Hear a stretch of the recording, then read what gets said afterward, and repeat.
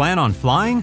In order to board domestic flights, your driver's license or state-issued ID must be a real ID. Learn how to get your real ID today at tsa.gov/real ID or visit your local DMV.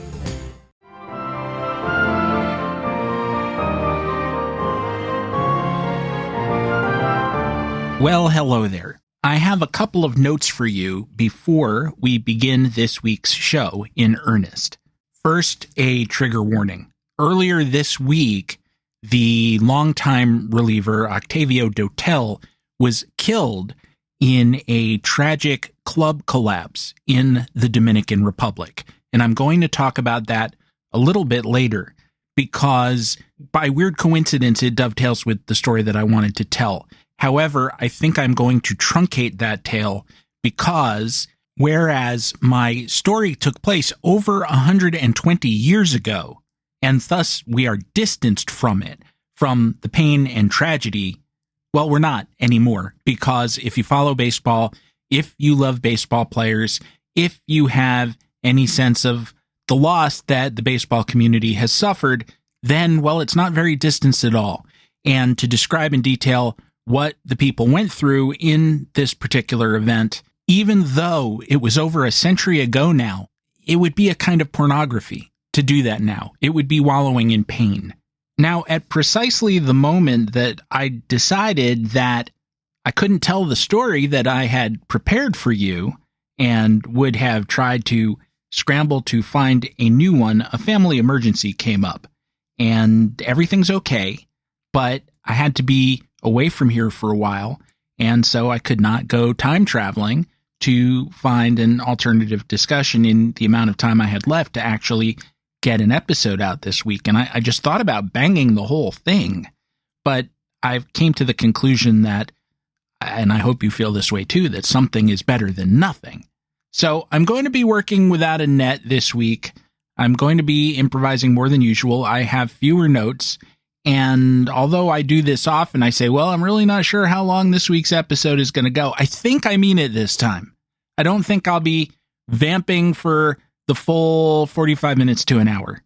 Of course, the show must go on, so I'm going to give my best effort here to get you your money's worth, your time's worth, as you're listening to me while you're jogging down the path through the park or driving to Grandma's house. Or maybe you're jogging through the park to Grandma's house because that is commitment both to family and to your own physical well-being. Before I kick off this more jejune part of the show, the regular opening, I guess I just should repeat that if a discussion of Octavio Dotel and why sometimes the things that we believe in life are stable are really no more reliable or permanent than an Inca rope suspension bridge made out of woven grass. Well, if that will upset you, then you're probably safe through the break, because I'm just going to be talking about a beloved pitcher, a wonderful pitcher of near-term yesteryear for a few minutes. And then, well, again, I don't exactly know what's going to happen at that point. I'm just going to be making it up as I go along. And if you want to check out at that point, I understand completely. But again, I'm going to try to handle matters with delicacy as always. So I thank you for your patience and your attention as we begin the show with this unusual 3 3/4 minutes. And now, may I introduce to you, in a more normal mode, me. As I speak these words to you, Friday night's games are ongoing, and the Los Angeles Angels are 8-4 on the young season by a very simple arithmetical process that puts them on a pace to win 108 games. In short, for the moment, just for the moment, the Angels are on a pace to be one of the greatest teams in baseball history. You know, the Angels. The team that lost 99 games last season. They lost as many games as there were red balloons over, I guess, Germany, and had lost at least 82 games every year going back to 2016, with the exception of 2020, although they would have lost somewhere between 85 and 90 then too, if we hadn't all gotten very bad colds that some of us didn't get over. The Angels' assets and liabilities have changed from last year in the sense that thus far, two of their younger players, Logan O'Hoppe, Bunny O'Hoppe, and infielder Kyron Paris, who we'll always have Kyron Paris, have hit like Mike Piazza and Rogers Hornsby, respectively. And it would be a lot of fun if they kept that up, but I don't expect they will, as no one ever does, except, well, Mike Piazza and Rogers Hornsby. As Angels manager Ron Washington said of Paris just the other day, if all it took was 9 good games to make a Hall of Famer, there would be a lot more Hall of Famers. And it strikes me that Washington ought to know that, as he was a very impatient utility infielder back in the 80s, and he generally couldn't hit. But in 1984, he had a lucky 206 plate appearances for the Minnesota Twins, a team that very much lacked a shortstop. And he hit .294 and slugged .447. And if that had been his true level of ability, he might have a plaque too. This run by his Angels team is almost certainly an artifact of the schedule, as thus far they've played 4 teams, the White Sox, Cardinals, Guardians, and Rays, some of whom haven't gotten organized yet and some of whom never will. And as I speak, they're playing the Astros, of whom you might say the same thing. After that, they have the Rangers and Giants, who might finally slow their roll before the Pirates, Twins, and Mariners give them more chances at soft wins.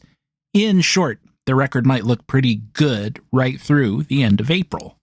Every time a team gets off to an unexpectedly hot start, I think back to the 1987 edition of the Milwaukee Brewers, one of the few times anyone outside of Milwaukee has ever thought about the Brewers in any way. I expect that many of my listeners are old enough to have at least some memory of that specific team. They started the season 13-0, in part because of luck, and like the Angels, in part because the schedule was very favorable to them early on. By the time they hit 20 games, they were 18-2, but they still hadn't seen a team that would end that year with a winning record.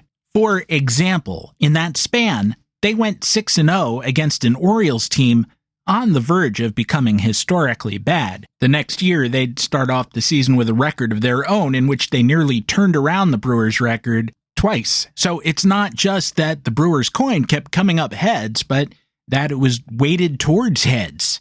This was at a time that the Brewers, who had been in a sort of depressed place since losing the 1982 World Series to the Cardinals, had picked up a bunch of draft picks and become a sexy choice to do well that year, when they were still in the AL East, by the way.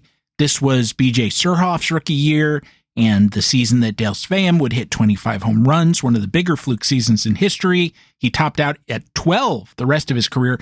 They still had Robin Yount and Paul Molitor in something like their primes, though Molitor got hurt, as he so often did at that time. This was on a fluke play, though. It's not like he tore a hamstring because he happened to be prone to that, like some players.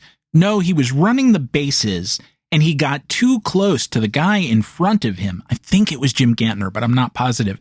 And he got kicked in the hand and broke a finger. That club also had Teddy Higuera, who I still think of as the best starting pitcher in Brewers history. It's not like there's a ton of competition. And the closer was a young Dan Plesac, who pitched for so long, over 1,000 games, and more power to him. In journeyman mode, I mean, that it's easy to forget that in his first 4 seasons, he saved 100 games with a .263 ERA. What I love about that Brewers team is how quickly the law of averages caught up with them. They immediately played back almost all of those wins. Having gone 18-3 in April, they then went 6-18 in May. By May 29th, they were just 1 game over 500. At 22-21. By the halfway point, game 81, they were 40-41 with a team ERA around 5. This team was a great example of the way over the long season, for most teams, luck will start to even out and reveal the truth about that roster. It doesn't always, not for every team, and we've certainly had a few clubs go all the way to the end of the World Series on what were basically a long series of sustained overperformances and long shots coming in. But largely that doesn't happen. And that provides us with a great rule of thumb for life, and not just for baseball, but everything. When observing any phenomenon, ask yourself, does it have a good reason to exist? And then, does it have a good reason to persist? If the answer is no to one or both, it's probably about to evaporate, to go poof before your eyes. You know what the one exception might be?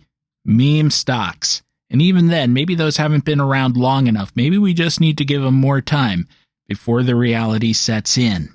I'm waiting for reality to set in on quite a number of things just now. Somehow, in the second half of that season, the Brewers carved about a run off that ERA and went 51-30, which is a 102-win pace. They weren't a bad club in the final analysis, just really inconsistent. And I suppose today they might have had a shot to be a wild card team. Will the real Milwaukee Brewers please stand up? I think a lot of that turnaround was actually Teddy Higuera. In 1986, his sophomore year in the big leagues, Higuera had gone 20-11 with a 2.79 ERA in nearly 250 innings. He struck out 207. He led the American League in pitching WAR at 9.4. When is the last time we saw a 9.4? I know we've probably seen a bunch since then, but I mean recently. He was really good. He was both an all-star and he finished second in the Cy Young Award voting to Roger Clemens, who was a unanimous choice for first place. Higuera started off the encore, 1987, about 4-0 with a lowish ERA, 3.35 or so. And then maybe he was trying to pitch through an injury because his spring was awful. May and June, 2-7 with a 6.35 ERA in 12 starts. This was a dominating pitcher doing very much the opposite of dominating. After that, he got reorganized in some sense and pitched extremely well. The rest of the way, July 1st on, he went 12-3 with a 2.68 ERA in a home run crazy season. Because of the era that it was, though, the Brewers had him throwing a complete game or more almost every time out. When I say a complete game, I mean a complete game. I note 3 starts after all that in September in which he went 10, 11, 11 and a third innings. 11 and a third innings. You can guess why that last one ended so abruptly. It was October 2nd at Fenway Park, first game of the last series of the season, and Brewers manager Tom Trebelhorn figured, what the hell, it's the end. Let's let old Teddy go all the way to whenever this 2-2 tie gets broken, because it's 1887, not 1987. I felt strong, Higuera said after, so I kept pitching. Sometimes we feel like we can fit one more piece of cake into our stomach before we push away from the table. At those times, we need a friend to protect us from ourselves. A friend, or perhaps a manager? Here's the ignoble end to that game. Spike Owen, a shortstop who hit 46 home runs in a roughly 1,500 game career, walked it off in the bottom of the 12th inning. You know that wasn't the only extra inning walk-off homer of Spike Owen's career. Playing for Montreal 2 years later, he hit one off of Juan Agosto of the Astros to win a game in the 11th. Now, you want to hear a horrible, horrible take? This is not why I set out to tell you this story. I began it because of the current Angels, but I'll be damned if I pass up a chance to end it here. The Boston Globe game story began, remember the Alamo? Spike Owen must have when the Texan ended an extra inning Mexican siege by Milwaukee starter Teddy Higuera with a solo home run in the 12th inning to lift the Red Sox to a 3-2 victory last night. The aftermath of the Battle of the Alamo, which was about 130 years before that, was 100% an atrocity by General Santa Anna, who should have recognized that when he took the mission, the defenders became prisoners of war. Instead, he executed the lot. That is for sure a war crime. Simultaneously, never forget those Texians, as they were then called, were fighting a war in defense of slavery. I quote the memoirs of one Republican, Ulysses Grant. Texas was originally a state belonging to the Republic of Mexico, an empire in territory it had but a very sparse population until settled by Americans who had received authority from Mexico to colonize. These colonists paid very little attention to the supreme government and introduced slavery into the state almost from the start, though the Constitution of Mexico did not, nor does it now, sanction that institution. Soon they set up an independent government of their own, and war existed between Texas and Mexico in name from that time until 1836, when active hostilities very nearly ceased upon the capture of Santa Anna, the Mexican president. Before long, however, the same people who, with permission of Mexico, had colonized Texas and afterwards set up slavery there and then seceded as soon as they felt strong enough to do so, offered themselves and the state to the United States, and in 1845 their offer was accepted. The occupation, separation, and annexation were, from the inception of the movement to its final consummation, a conspiracy to acquire territory out of which slave states might be formed for the American Union. So, sure, it's a historical fact that in 1836, Remember the Alamo became a rallying cry in the Texians' war against not being allowed to have slaves. There's also a certain romance to the story of doomed freedom fighters dying for what they believed in, however evil it was. Hell, I have a lobby poster for Disney's Davy Crockett film on my wall. But that's mythology. Teddy Higuera was born on Mexico's west coast. He was 29 years old in 1987. He had naught to do with Mexico trying to assert the authority of its government over a defiant province, a province defiant in pursuit of a historic level immorality. He was just trying to pitch and survive, pitch and prosper. He and Spike Owen, no matter where he was from, the most anodyne, bog standard, inoffensive, in the most generous use of that term, shortstop, did not deserve to be dragged into that context. But nothing really matters much. It's expediency that counts. I suppose for some of us, when you're trying to make a deadline, everybody looks a little bit alike. It's a sentiment the Texians might have agreed with, which is to say that, by a process of magical transformation, in 1987, both the romance and the morality were on Teddy Higuera's side, and the only true Alamo, where defenders of empathy take refuge from slurs of false equivalency, can be found only in the infinite inning.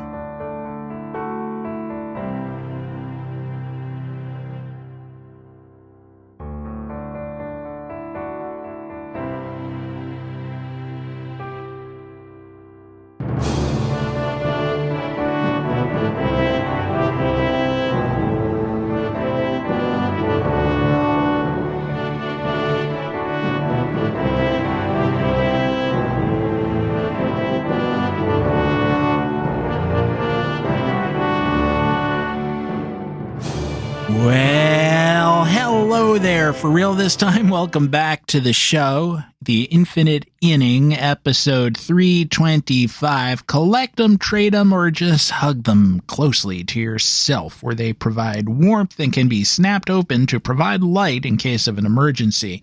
I am Stephen Goldman, your somewhat harried host for this truncated version of our weekly trip towards understanding the present via a trip to the past, the time machine being what? You know the answer by now, mostly but not always, the game of baseball, a microcosm of our American world. How often do you really get to say your own name in life? Only when you introduce yourself, right? Or when you're standing at the desk. Can I help you, please? Yes, I'm here to see Dr. Smith. I'm Stephen Goldman. I had a 3 o'clock appointment. I've become so addicted to doing it.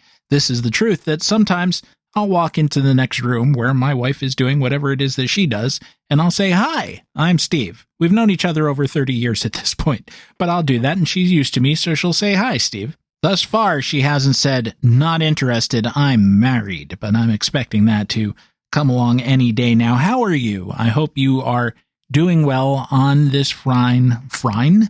Yes, I was trying to say fine and Friday at the same time, and frine is what came out.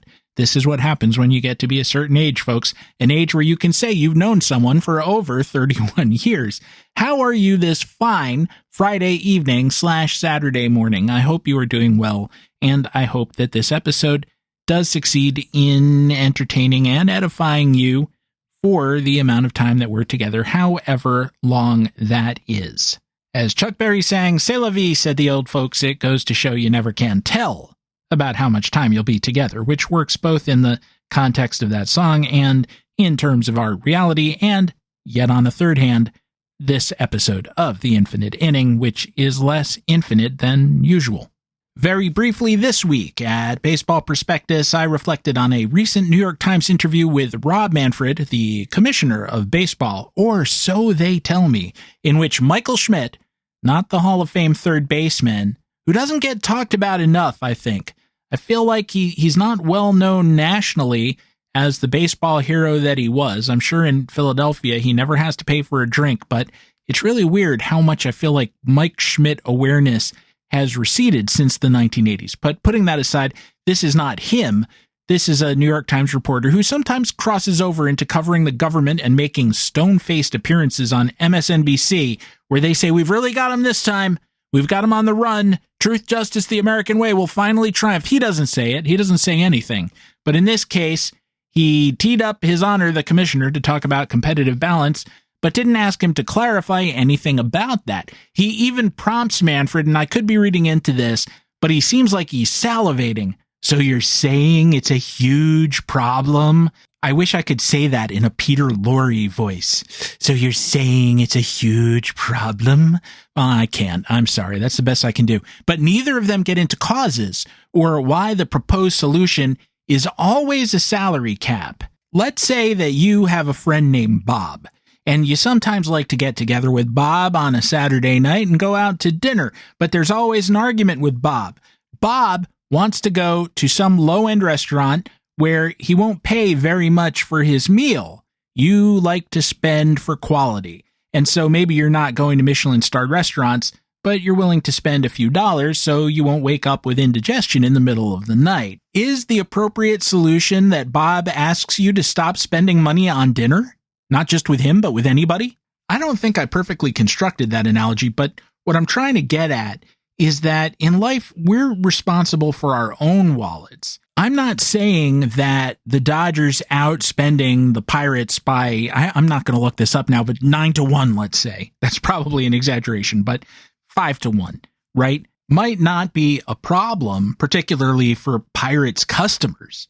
But that's not the player's responsibility necessarily, especially because the Pirates owner, whose name happens to be Bob, has not proven that he can't afford to spend up to a more reasonable level. We know in baseball it's not how much you spend, it's how intelligently you spend, and then how much luck you have with things like player health. So there's room between where the Pirates are as a matter of how much money that their owner wants to take home, his profit margin, and where they might be if he were willing to accept less of a take-home check and more of a quality baseball team. And until, and they never will, the owners disclose where that space lies for every team, you won't know what a reasonable expectation for each team's salary should be. And maybe, and I don't mean to be taking a team away from the kids in Pittsburgh, maybe that's not a viable place to have a ball club anymore. Or maybe Bob Nutting shouldn't be the owner of a baseball team, or any number of other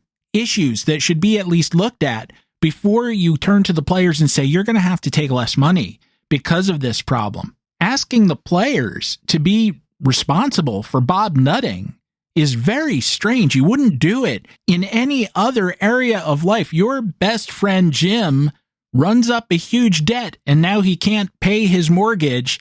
And so the bank comes along and says, you like Jim, you're in a relationship of sorts with Jim, this is your problem now. It doesn't work that way. And since the only definitive effect of a salary cap would be to allow Bob Nutting to have an even higher profit margin, there's no reason for the players to ever agree to it. What is the quid pro quo from their point of view? There isn't one. Before we move on to what will probably be the sole break of the episode, let me reiterate the trigger warning from the top of the show, we are going to talk about briefly the peripatetic reliever Octavio Dotel, who tragically passed this week, along with well over 200 others. I've seen different numbers in different stories, but the death toll is still evolving. And right now, as far as I know, it's about 225. And that toll also included former major leaguer Tony Blanco and Nelson Cruz's sister, who was the governor of the Dominican province of Monte Cristi, in a collapsed nightclub.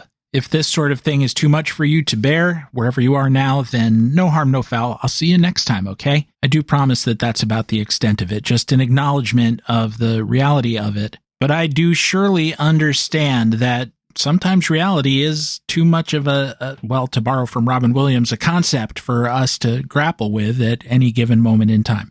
So, I don't exactly know what I'm going to say on the other side because, as I said, I threw out my notes, so we'll discover it together, okay? I mean, that's kind of what we always do. I'll be there for you if you're there for me, and we'll support each other through it.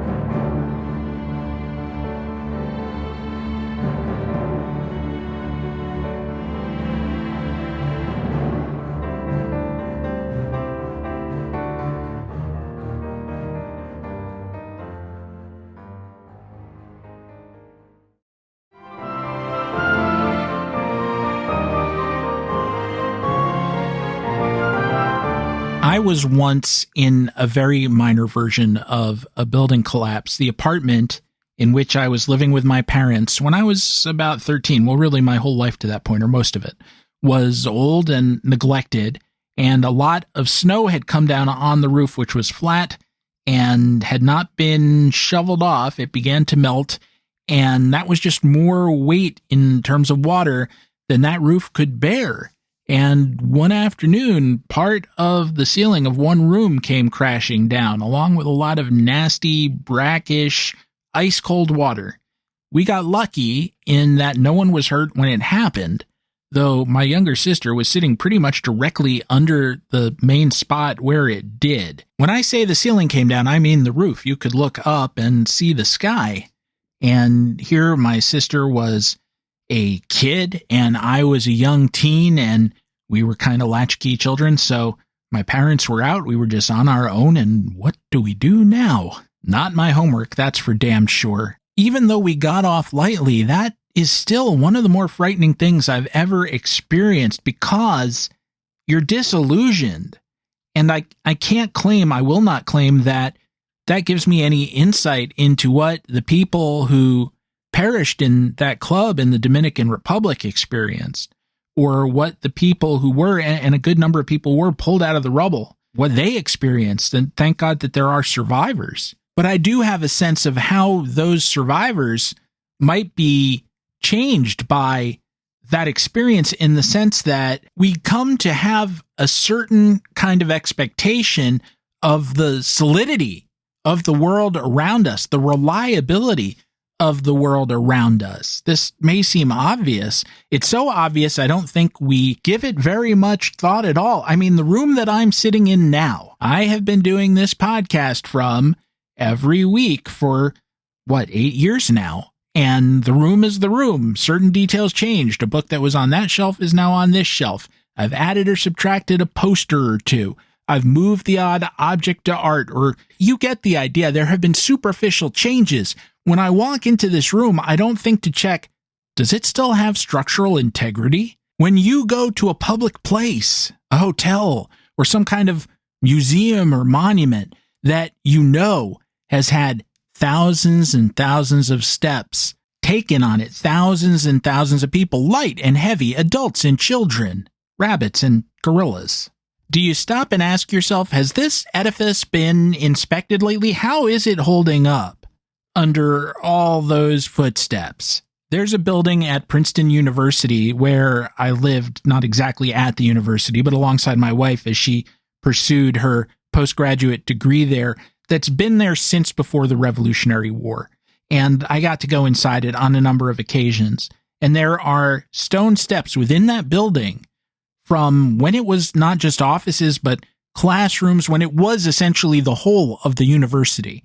And those steps have been trod upon so many times that they're basically trough-shaped. They have been physically worn down by years of everyone from Scott Fitzgerald to me walking on them. And you really do have to stop and think, is this okay? Is this safe? If I try to take these stairs in a hurry in case of fire, am I going to fall on my brain? And yeah, you probably are.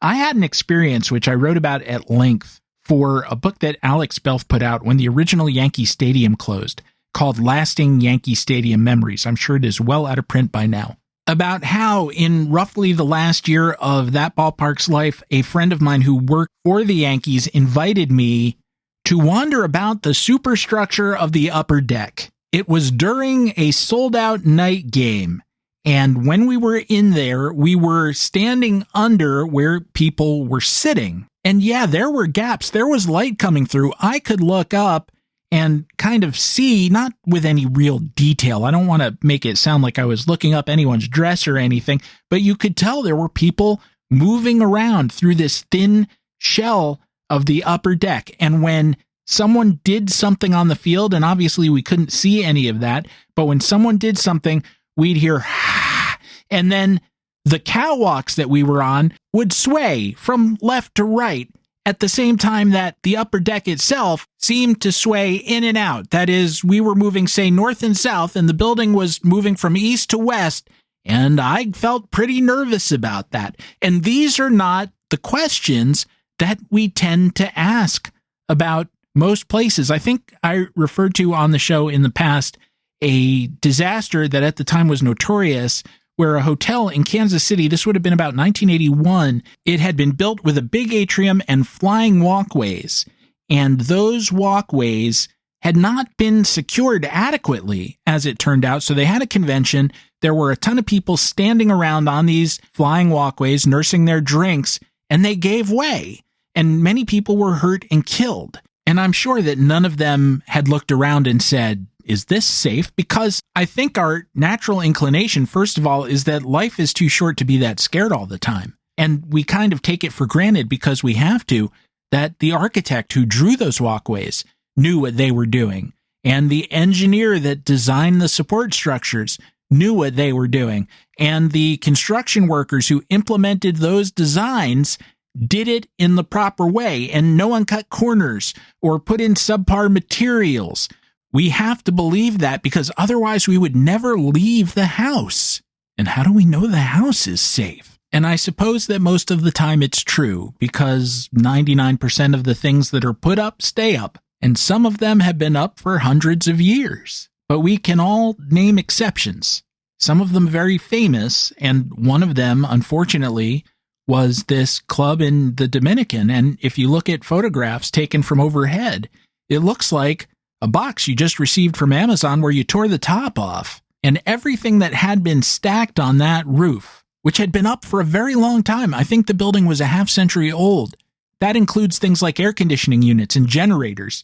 That came down on the people who were in that club. And according to one article that I read, there was no rebar in that concrete roof. So it just stayed up until it didn't.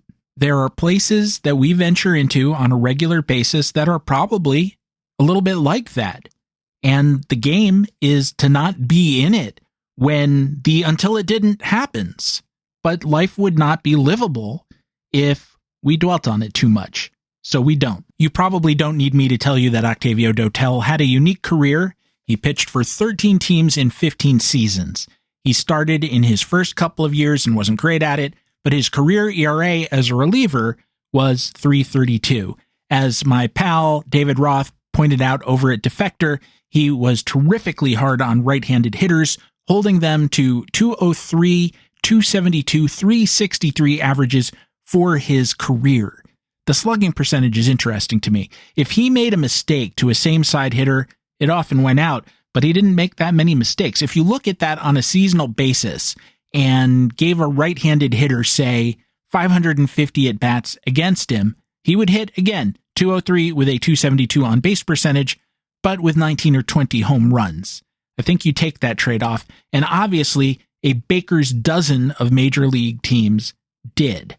I also think you can have fun when you talk about those 13 teams still debating then Mets general manager Steve Phillips sending Dotel away in December 1999. He dealt Dotel and Roger Cedeno, both former top 100 prospects, plus a minor league pitcher who didn't work out, to the Houston Astros in return for one pre-free agency season each of Operation Shutdown outfielder Derek Bell and lefty Mike Hampton. Bell was pretty bad, and his career soon ended, but Hampton pitched well, and the Mets won the pennant. What we can't know is what a sort of alternative universe Mets might have looked like if Phillips had packaged up those players. I mean, Cedeno was 24 and coming off a season in which he hit .313 with 66 stolen bases. It turned out not to be sustainable. Today, we would look at it, and maybe we did then too, and say, dude hit nearly 400 on balls in play. He's got no drive in his swing. It's all soft stuff, so that ain't going to hold up. Maybe we would have said that, maybe not. But assuming not, assuming that Cedeno had some value coming off that season, assuming that teams saw in Dotel what the Astros eventually made him into, which was a very valuable reliever, could Phillips have aimed higher than Hampton and especially the fungible Bell? Could he have gotten players of more lasting value than a couple who were about to leave as free agents?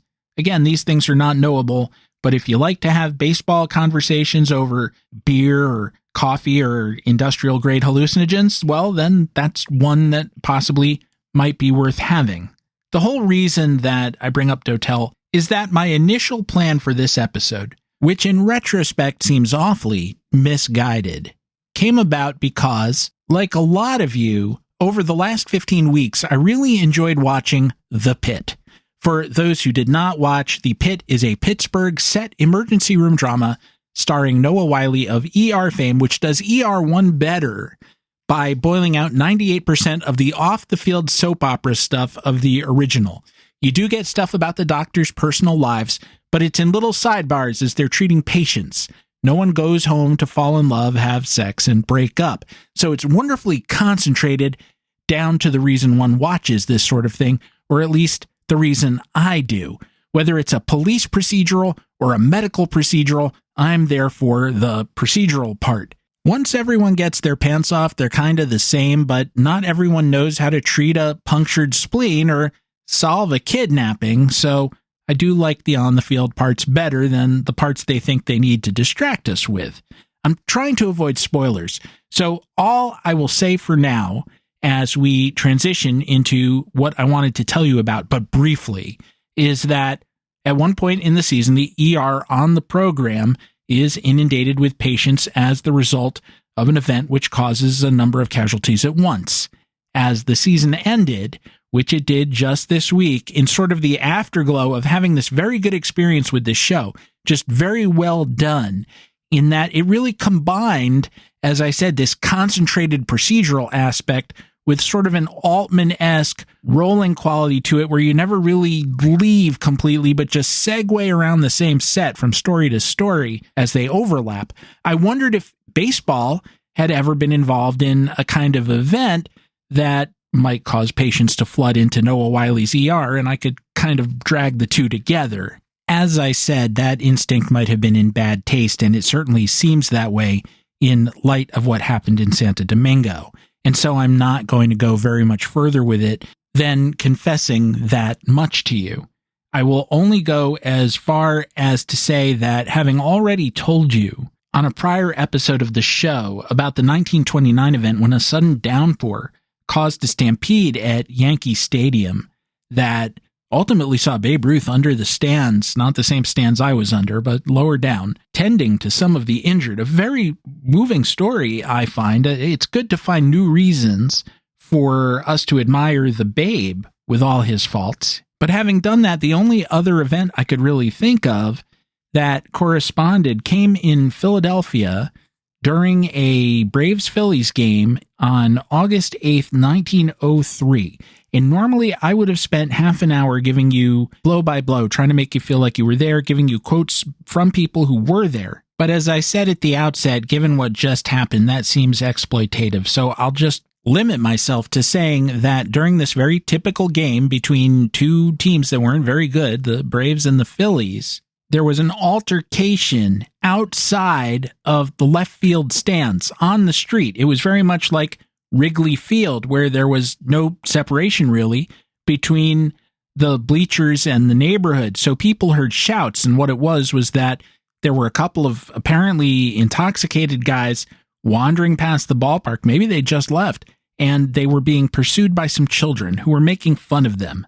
And one of them turned and grabbed a young girl who was reportedly 13 and attacked her. And so now there were screams of help, murder. And so basically everyone who had been sitting in the left field bleachers and possibly in center field as well went rushing to the back of the stands to look out of the park, that is the opposite direction of the field, to see what was going on in the street. At the back of the stands, about 25 feet above street level, was a kind of balcony or catwalk, only 3 feet wide. It was not designed, it probably wasn't designed in any sense, but it was certainly not intended for a few hundred people to stand upon it at one time. The ballpark had a cantilever design, as most parks do today. The old parks had support structures, but those led to obstructed view seats. And so cantilevering, to simplify it in my inexpert way, means that horizontal structures are supported by vertical structures, which is to say, if you have something like a balcony, it's anchored in the wall that's behind it, and that is meant to be strong enough, that connection, they interlock, to keep the balcony up, the horizontal element, as opposed to placing supports under the balcony to hold it up from below.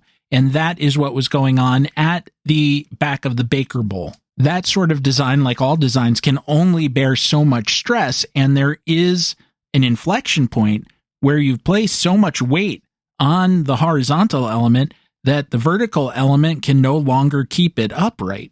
And certainly in the case of the Baker Bowl 122 years ago, having a few hundred people on the very back was more than the structure could take, and the balcony tore away, throwing a few hundred people 25 feet to the ground. Some people were no doubt injured just by hitting the pavement. Others were injured when the people behind them fell on top of them. According to eyewitnesses, they were piled 4 deep, and so no wonder hundreds of people were injured, at least 212 fans were killed. I should also quote you this much from the Philadelphia Inquirer coverage of the day. This is for anyone who ever hears anybody talk about the good old days at the turn of the 20th century, a supposed prelapsarian time in American history. This reflects on what kind of people Americans were back then and might still be in that supposedly golden age, that better time. Vandals and Samaritans reached the scene together. For a while, hundreds hastened to perform the work of mercy, but there were not a few who stopped to pick pockets and loot the dying before the guiding hand of the police department shaped the awful chaos into a semblance of order. Philadelphia, city of brotherly love. Hey, you're not going to be using that wallet any time in the future, are you? You won't need this cash where you're going. Nor that ring either. What are they going to do? Bury you with it? Ha ha ha ha. To borrow from Randy Newman, just a real nice way to spend a day in Philadelphia, Pennsylvania, on a lazy summer afternoon in 1903. As I said, on a different day, I would give you more detail, but that seems inappropriate now, so we stop here. The Phillies rebuilt and played at the Baker Bowl for far longer than they should have, long enough for all their offensive and pitching statistics to become sort of a joke, but we've covered the bad years of the Phillies extensively here and other places as part of the most dominated team series at Baseball Prospectus, but we're really not talking about front office work here or bankrupt owners, although we've alluded to that earlier in the episode. I guess in the end, whether we're talking about what happened at the Baker Bowl, it was known as Black Saturday, back in August 1903, or what happened in the Dominican Republic earlier this week, or even the imaginary but realistic stories of a swamped emergency room on television, also in the year 2025. What we're actually saying is, life is dangerous, and there but for the grace of God go we. And if that truth can apply to those of us who simply stepped in the wrong building at the wrong time, why wouldn't we have empathy for other people who aren't as fortunate as we are in other ways that are attributable to luck? Every day you go through life and are not struck by a meteor out of space is simply another day that you were not struck by a meteor. It doesn't say a damn thing about your personal worth. It just means that you survive the odds for one more 24-hour period, and it all starts over again tomorrow.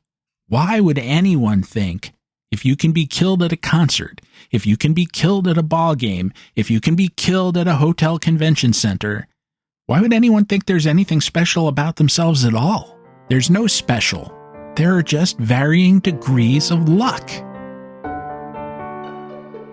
Gee, that was heavy, so let's keep this brief and not too flip in respect for people who we've been talking about over the last 45 minutes. Should you wish to follow me on social media, you can do so at stephengoldman.bsky.social. You can also write us, by which I mean me, at infiniteinning@gmail.com. And for some bloody reason, there's a Facebook group. Simply go to Facebook, search on Infinite Inning, bang, you're there. You can get my attention that way. Should you wish to support the show, that will also get my attention. Please visit patreon.com/The Infinite Inning. Gear of a rudimentary kind available at teespring.com/store/the-infinite-inning.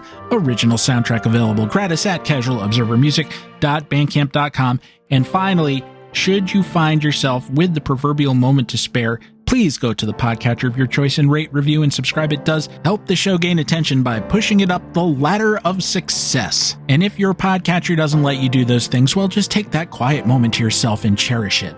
Our theme song, which you are hearing now and have been listening to throughout the episode, was a co-composition of myself and Dr. Rick Mooring, who notes that the title of the theme song is The Infinite Man, but you've just spent 45 minutes deconstructing the idea of infinite people in any sense, so maybe we should just change it to the Gilligan's Island theme song or something. Well, if the Gilligan's Island theme song doesn't prove to be under copyright, I'll be back next week with more tales from inside the Infinite Inning.